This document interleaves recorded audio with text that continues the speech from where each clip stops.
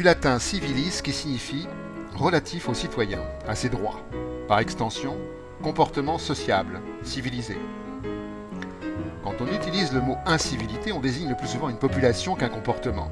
Incivilité, dans l'esprit de celles et ceux qui l'emploient, désigne une population plutôt jeune, plutôt en banlieue ou dans des quartiers dits populaires. Par contre, on ne parle pas d'incivilité quand un ministre détourne de l'argent ou quand un trader volatilise des milliards d'euros ou quand les banques pratiquent l'évasion fiscale ou quand une entreprise fraude les assurances sociales. Les actes d'incivilité seraient le fait de jeunes de banlieue. Les fraudes fiscales, les dissimulations, les extorsions, les détournements commis par des cravatés sont lavés de toute incivilité. Casser un abribus est un acte d'incivilité, détourner de l'argent au Sénat, c'est autre chose, sans doute une étourderie.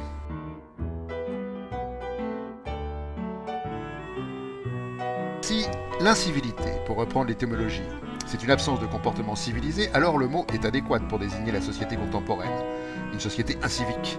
Il y a civilisation quand les relations sont pacifiées, quand la vie en commun est possible et décidée par tous. Ce qui est prôné aujourd'hui, c'est la compétition, le contraire de ce qui fait une civilisation.